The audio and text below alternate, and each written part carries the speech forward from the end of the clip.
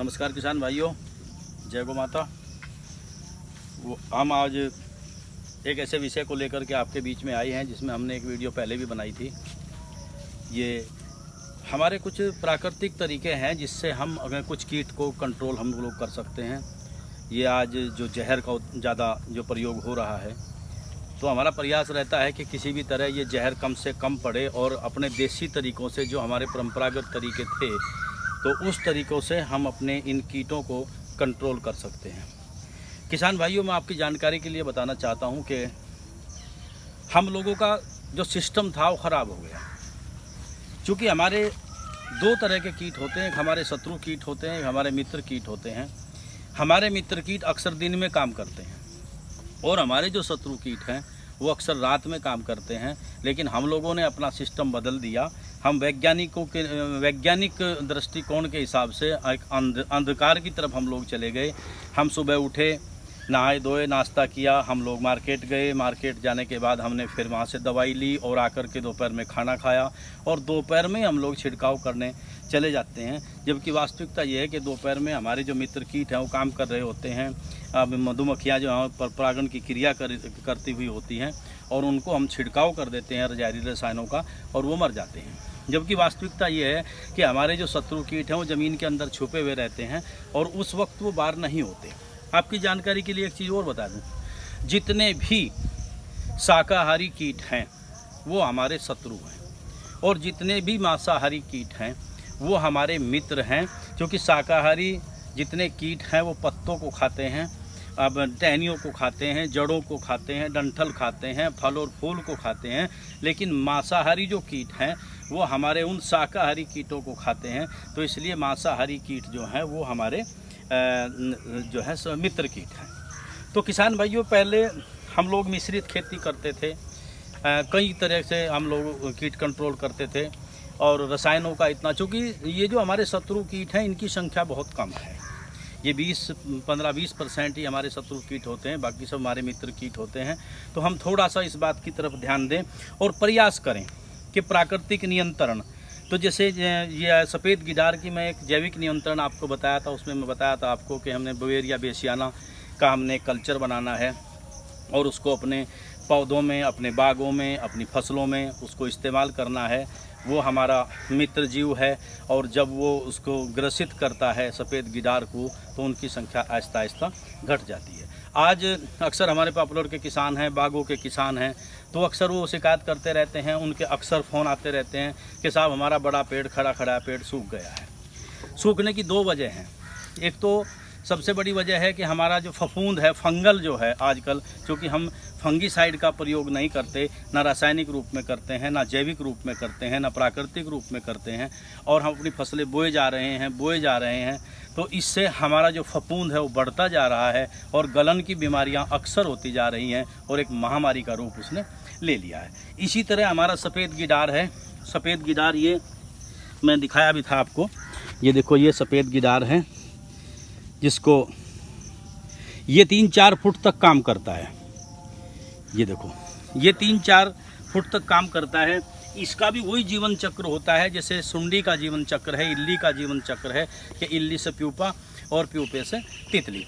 तो अब इसका, चूँकि मैं बताया था कि अब पहली बरसात हो चुकी है, तो इसका जो भूंड जिसको हम बोलते हैं, और जिसको दिखाना चाहूँगा, दिखाना जरा, ये इस तरह के होते हैं, ये दिखाओ जरा, ये भूंड इस तरह के होते हैं। ये इसके भूंड हैं, दिखाओ आप।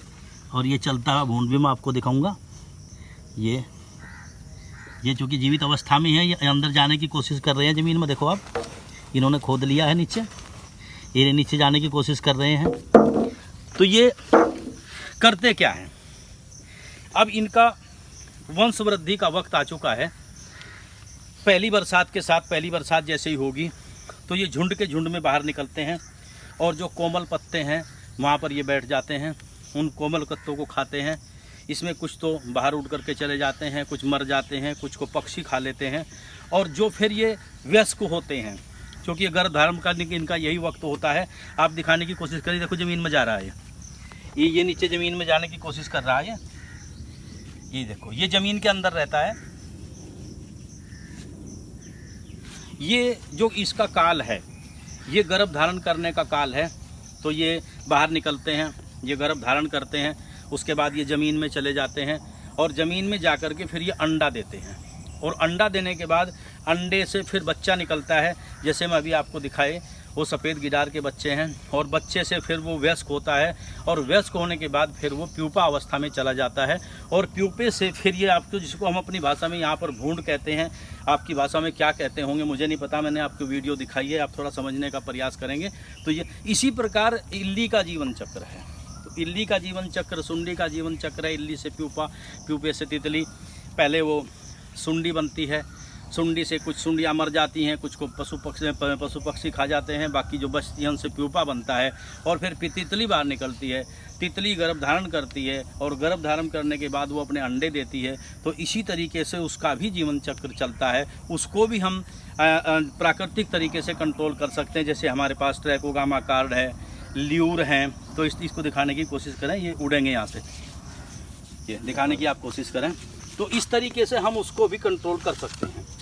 तो आज इसमें ज़रूरत क्या है मैं आपको बताऊं। मैं आपको एक बात बताई कि हमारे जो शत्रु कीट हैं वो अक्सर रात में काम करते हैं। जैसे ही सूर्यास्त होगा, सूर्यास्त के 3-4 घंटे बाद तक इनका क्रम निकलने का ज़मीन में से चलता रहेगा और ये बाहर निकलेंगे, अपनी इनकी जो गर्भ धारण का काम है वो करेंगे। ये बाहर उड़ेंगे, पौधों पर बैठेंगे और उनकी पत्तियों को खाएंगे। तो इसके लिए हमने, चूँकि हमारे मित्र कीट दिन में काम कर रहे हैं, शत्रु कीट रात में काम कर रहे हैं, तो हमें शत्रु कीट को बिना दवाई के, बिना खर्च के, बिना, चूँकि हम जीरो बजट पर काम करते हैं। जीरो बजट का मतलब होता है कि किसान कोई पैसा खर्च ना करे, किसान बिना पैसे खर्च किए ही अपनी बीमारी को, अपने कीटों को कंट्रोल करे। वो बजट जो हमारा है उसको जीरो बजट हम लोग कहते हैं, फार्मिंग कहते हैं। तो आज अगर हम प्रॉफिट की तरफ जाना चाहते हैं तो हमें जीरो बजट फार्मिंग की तरफ ध्यान देना पड़ेगा।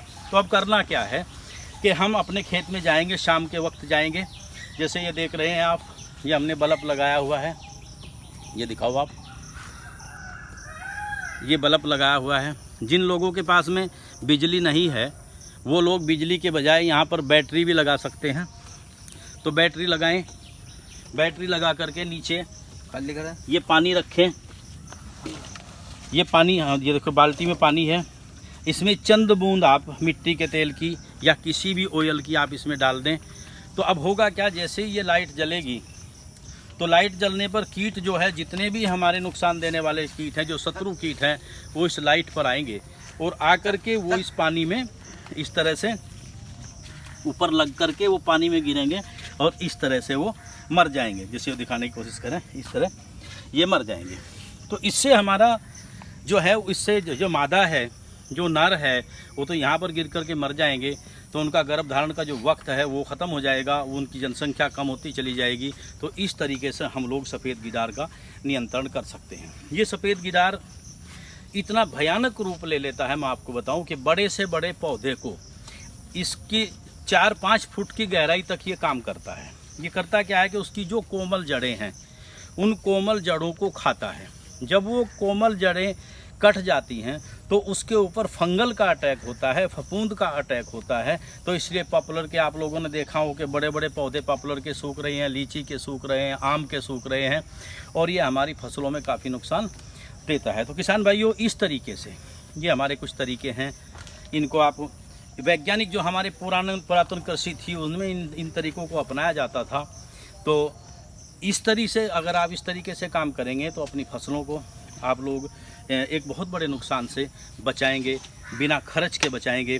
तो मेरे साथियों, इस बात का ध्यान देने की ज़रूरत है। फिर भी आप देख लें, सफ़ेद गिडार जो मैं दिखाया हुआ है आपके वीडियो में है, सफ़ेद गिडार ये होता है, इसको सफ़ेद लठ भी कहते हैं, वाइट गर्भ भी शायद इसको कहते हैं। तो ये काले मुंह का कीड़ा होता है और ये हमारा जो जीवांश कार्बन है इसको भी बहुतायत में खाता है। जो हमारे कच्चे पत्ते, जहाँ पर अधिक खाद वहाँ पर होता है, उस जगह पर भी होता है। विशेषकर ये भुरभुरी ज़मीन में, दोमट ज़मीन में, जहाँ पानी का रुकाव कम हो, उस ज़मीन में, बागों में ये अक्सर बहुतायत में देखने को मिलता है। और अब इसका वक्त चल रहा है, अब ये करीब 1 महीने तक ये चलेगा। तो आप अपने बागों में, अपने खेत में ये लाइट ट्रैप आप इसको कहते हैं, लाइट ट्रैप का इंतजाम कर सकते हैं। जैसे मैं बताया ऐसे कर सकते हैं। इसकी जगह आप लोग बैटरी लगा सकते हैं और उस बैटरी से फिर आप 1 हफ्ता तक आप इसको करिए। आप देखेंगे कि सुबह आपने कितने कीट वहाँ पर मरे हुए मिलेंगे और इस तरह से आप अपनी इन बीमारियों को कंट्रोल कर सकते हैं। तो किसान भाइयों, मेरा आपसे यही अनुरोध है कि ऐसे ऐसे तरीके अपनाएं। इनका एक वक्त होता है, वक्त निकलने के बाद जब ये गर्भित होकर के ज़मीन में चली जाएगी, मैं जैसे आपको अभी दिखा रहा था, ज़मीन में जाने की कोशिश कर रही हैं, ज़मीन में चली जाएगी तो हम इसका कुछ नहीं बिगाड़ सकते।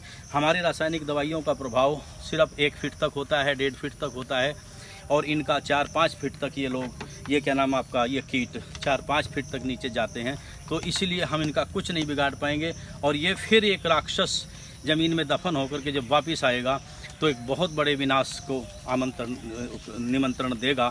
तो किसान भाइयों, आप इस तरफ ध्यान रखें। अगर आपका कोई सवाल हो, आप सवाल को पूछ सकते हैं, आप फ़ोन कर सकते हैं। मेरा फ़ोन नंबर 97 19 36 13 18 है। ये हमारा यूट्यूब चैनल है ग्रीन ऑर्गो फार्म। आपका स्वागत है। आपको अगर हमारी वीडियो अच्छी लगती है तो आप उसको शेयर करिए, सब्सक्राइब करिए, हमारा प्रोत्साहन करिए, और हम समय समय पर आप लोगों की जानकारी के लिए, आप लोगों के ज्ञानवर्धन के लिए, आप लोगों की सेवा के लिए हम ऐसी वीडियो अक्सर आप लोगों के पास डालते रहेंगे। आप लोगों का बहुत बहुत धन्यवाद। जय हिंद, जय किसान, जय गौ माता।